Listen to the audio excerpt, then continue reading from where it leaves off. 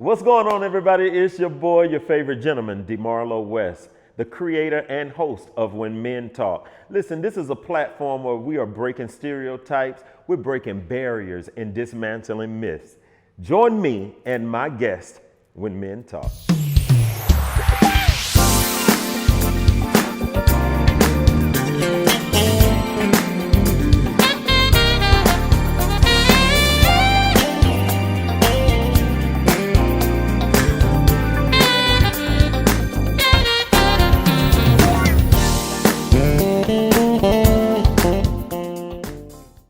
I am so glad my brothers are here. I am so excited to see y'all just to have a conversation because we're going to dig deep today.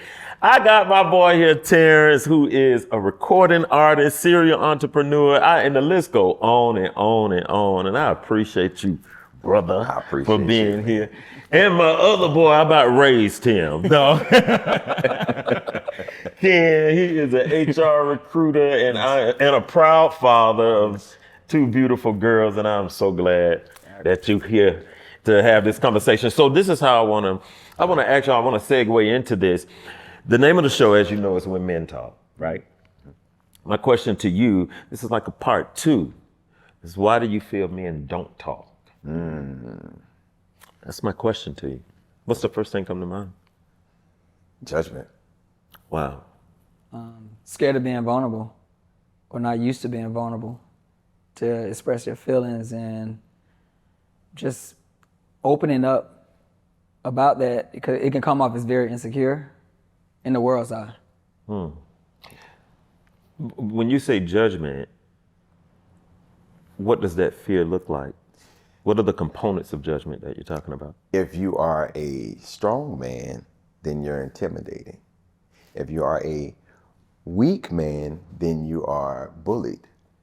Wow. If you are a sensitive man, then you're a punk. You know what I'm saying? So it turns into a situation of figuring out how you want to show up and knowing that you have to be comfortable enough in your skin, because there'll be some judgment no matter how you show up as a man. So let me ask you this, what is a strong man?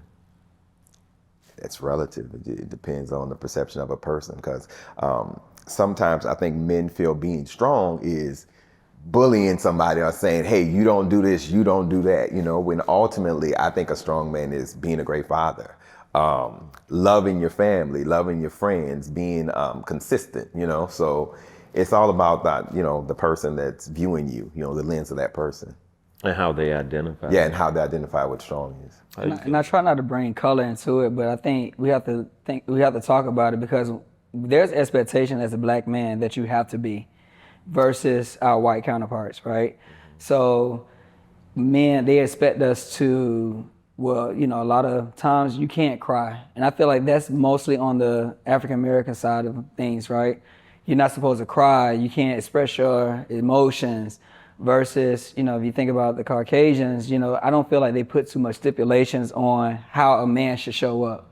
Yes. And if you think about like my time in school, there was no judgment for guys who they consider like gothic, right? They wearing color nails and things like that. And then you think about this generation, or you think about black men, when they start experimenting with their color hair and just doing certain things that kind of bring out their personality, their sense of judgment. Yeah. So if all of those things identify a strong man, then what is weak to y'all? Well, for weak, just to kind of piggyback on you saying, like, if you're not showing up just for your family, you're not showing up for your children. To me, that's considered weak.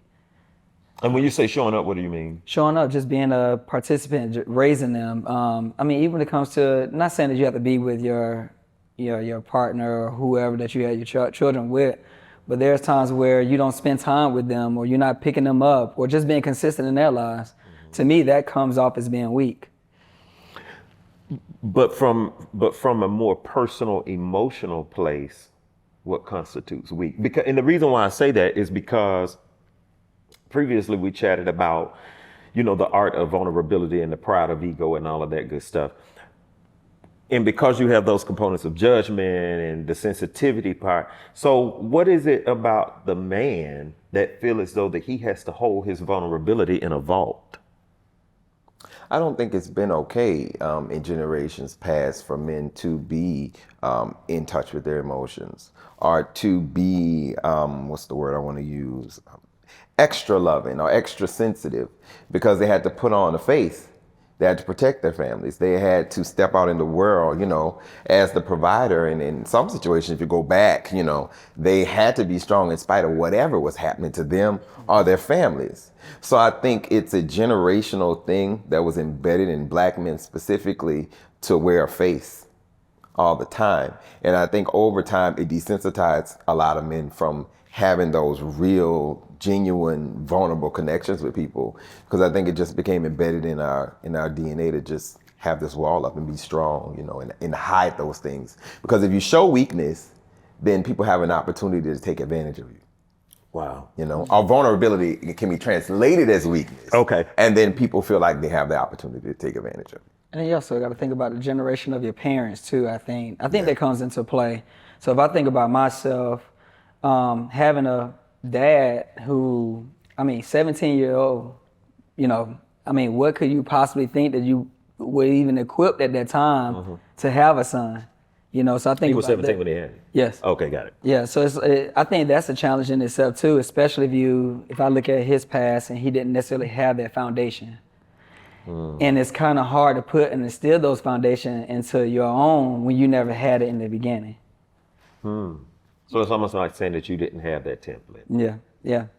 Got it. So, random. How does that translate though into you being a father? Because see, I'm not a father, so You read my mind. I don't want to cut you off, but you read my mind. Go ahead. Because what I was going to say right before you said that was how I show up for my son has a lot to do with how I feel men are viewed and how I want him to show up as an adult. And I think it's so important as a black man raising a black son to instill certain things in him, like making sure that he knows he's loved by his father, by a male figure, that he's loved, that he's important, that he's valuable, that he's smart. And because I want him to show up in the world understanding his value and his worth before anyone else has an opinion about him. Got it. Because someone else will. But if he walks into the world confidently knowing who he is, doesn't matter what anybody else has to say, anybody out there in the world, whatever opinion they have about him, doesn't matter because my dad told me, that I'm strong. My dad told me that I'm valuable. And I think he approaches life differently. Yes. So I think it's up to us at this point, the fathers of the world now, to really start changing that in men. And I think it also happens with me raising a son, but also with you raising daughters. How you raise your daughters would dictate how they treat the men that they decide to love, and who they choose, Absolutely. As men to love. And I think it's a cop-out too, you say, when guys say that they never had a father, right? So they don't know how to be one. And a lot of times I look at it like, yeah, my dad was not in my life, but that gave me a template on what not to be and how to show up for my daughters. And also just instilling, like, I know being around strong women, and I have 2 daughters, I think God blessed me with that. So I already had the foundation of what a woman should be, and be intelligent and strong. And I want to instill those things in my daughters.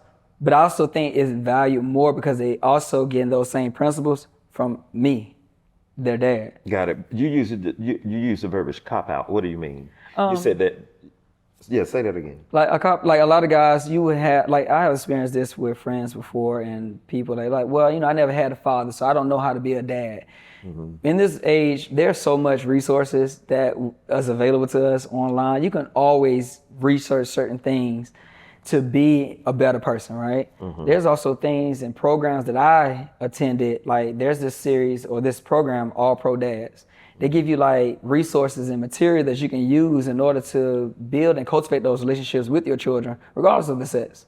But would it be accurate to say though that you had to maybe be in tune with releasing or being vulnerable enough to go to an organization like that or to even resources? Because I think about, and you have to want to do it.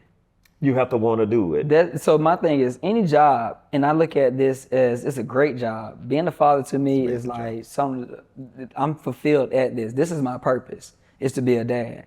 And so I take that responsibility and that job very seriously. How important do you feel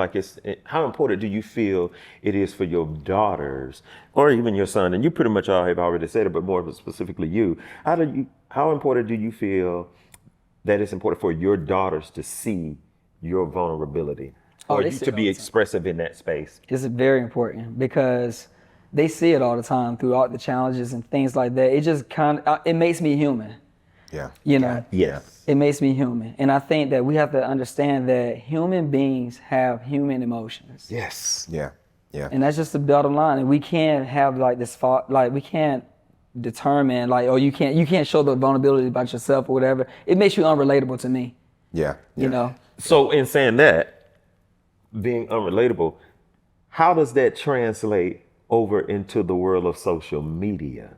Like now versus then, because we're in the same generation and we are generation X. boom, and you are generation. I'm a millennial.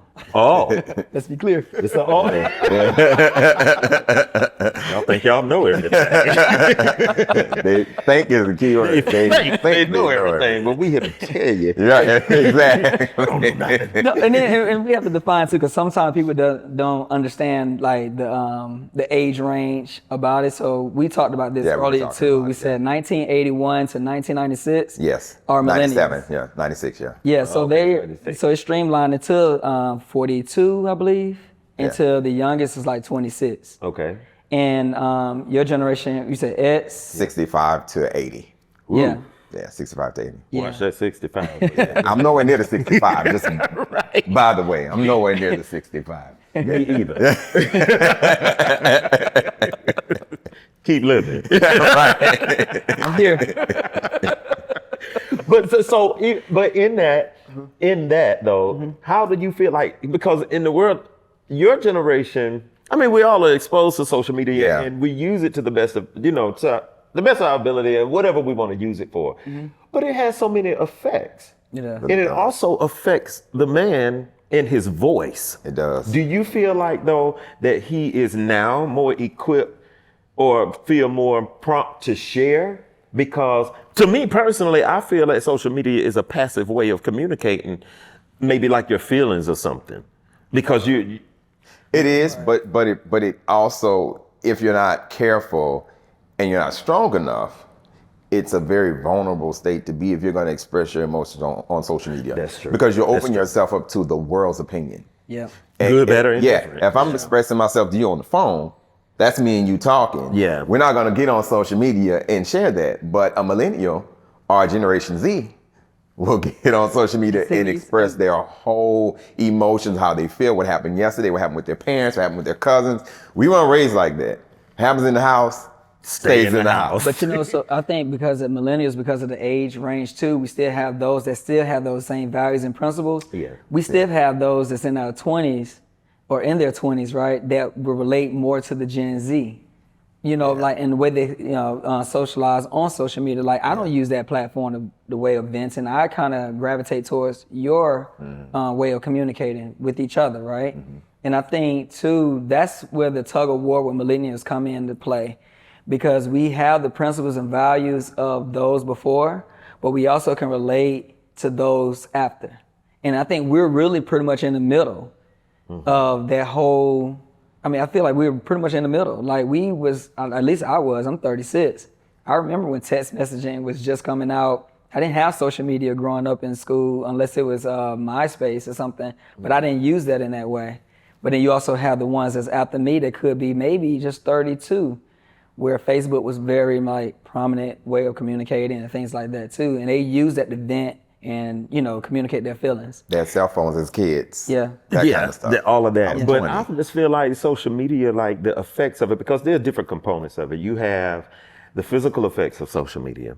You have the socioeconomic effects of it, and you have the emotional effects of it, and many other effects too.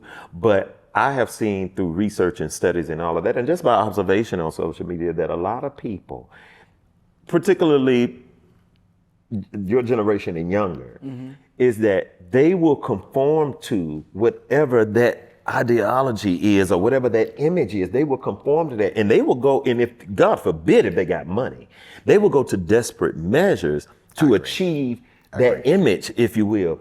But then I think about, it's different. I go back to when you said that on social media, you know, you can spill your guts basically and type. But the accountability, now granted, yeah, you have to be ready for whatever the comment, because they go in on the comment section. They really do.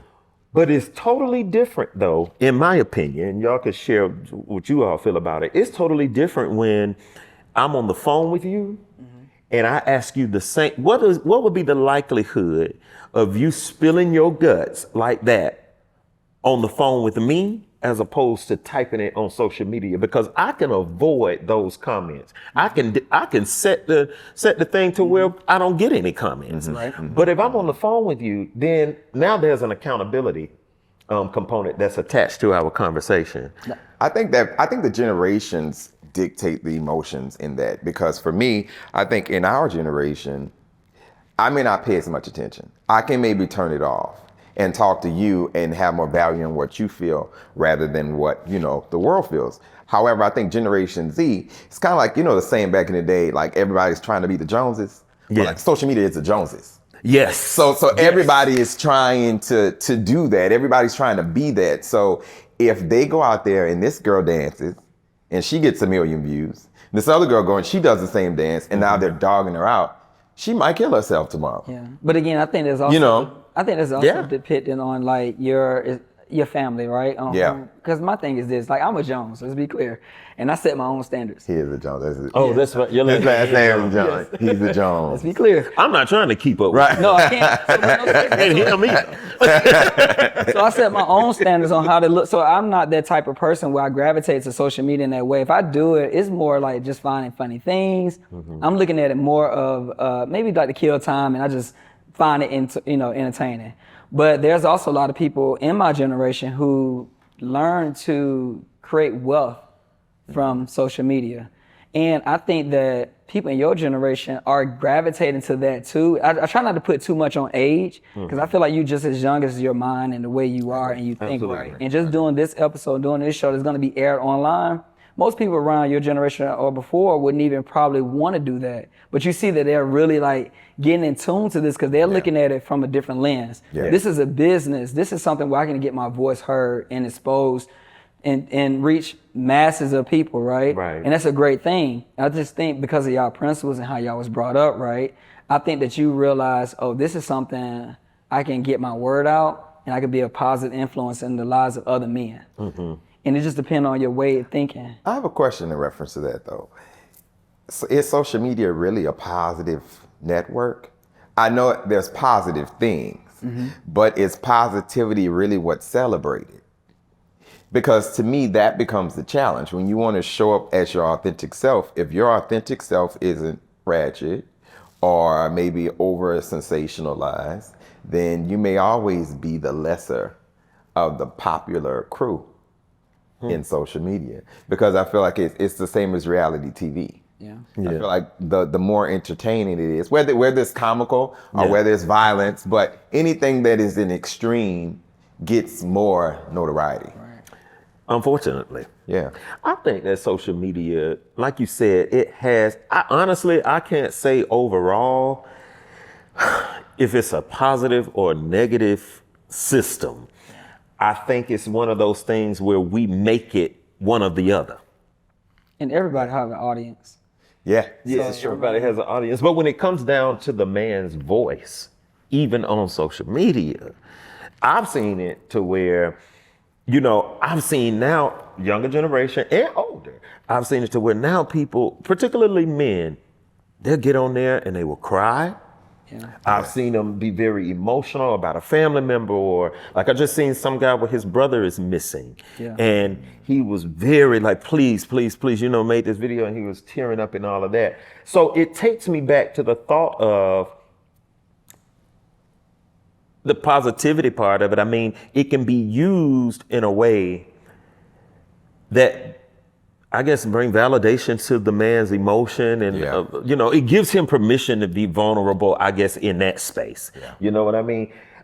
it just concerns me though how dependent they rest on that type of or that style of communication as opposed to the touch and feel of, hey, It's a barrier. yes, Yeah. that's It's easier. It's probably easier. it's easier Yeah. to do it Yeah. because here again, it's different than being on the phone. Yeah, it is. And the accountability, nobody is there. You say, you turn the phone on, you hit record, you say what you got to say, and then that's it. You may not ever read the comments here again. Yeah.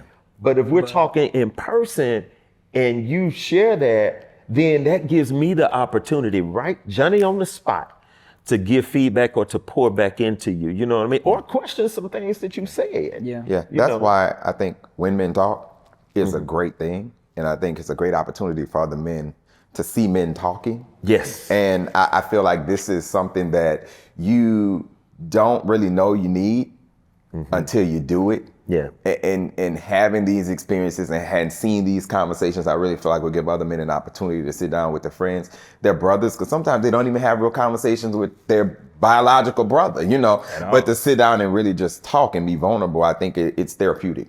And I think it really helps you get to that point where you're not talking between the lens, you know, but you're actually talking to your brothers, you know. Yeah. And I think it's important too, for those people who don't have, or those men who don't have a father figure at home, I think it's important for women to allow their sons to be vulnerable. Because you have a lot of women who will chastise their son for showing that level of vulnerability or demasculize them in a way, and they have no clue on what it is to be masculine, well, what the world considers what masculine is, right? And so they will pick apart their children, especially men and their boys, because they see certain things or traits that don't look appealing to them. And I think women have to kind of be careful, and it's not to put so much on them, especially black women. It's not, because I know they do, and I was raised by a single black mother, and I'm very like sensitive when it comes to that, right? But it's okay for your children to cry. I have seen women would punch their son in the chest in the store, right? Oh, absolutely. Yeah. For being emotional or showing a regular human reaction, right? Because they look like this is not how a man's supposed In to her be. mind, she's navigating through how to be a mother and a father. Yep. So she's trying to balance it out the best way she can. But men shouldn't even treat their sons that way. No, I because- agree. I agree. I think a lot of women though, that they're learning, you know, it's like, okay, the dad isn't here. I think some of that is insecurity. Some of that may be resentment. And unfortunately in parenting, and I learned this when I got older, we hold a lot of weight on mistakes that our parents make. Yeah. Our parents are people. Yeah. They're just like us. And I think sometimes when we're kids, we see our parents as, I got a God, that's my mom. I got a God, that's me, I got God, you know? Like we look at our parents like gods. Yeah. And I think ultimately they're people going through the world, trying to navigate through life, making mistakes. And it kind of ties into something you said earlier in reference to learning different things on how to be a good dad. For me, I felt like I learned from all the mistakes my dad made. It's even more simplified for me. This is what you did. I didn't like it. It made me feel a certain way. So I'm going to make sure as a father that I provide those things for my son that I felt I was lacking in. From Changing my the father. trajectory. Yeah, changing the trajectory because I feel like, that ego, like you stated earlier, you said that ego, to me, like when I think about my faith, if I say the word ego to me is edging God out. And so I try to remove that ego when that's it comes good. to parenting, and when it comes to, I know when I need help. I know when I need to ask for some advice because I don't know everything. I know I have to remove my ego and know when to ask for support, when to ask for help. Again, that's why there's so many programs that's out there.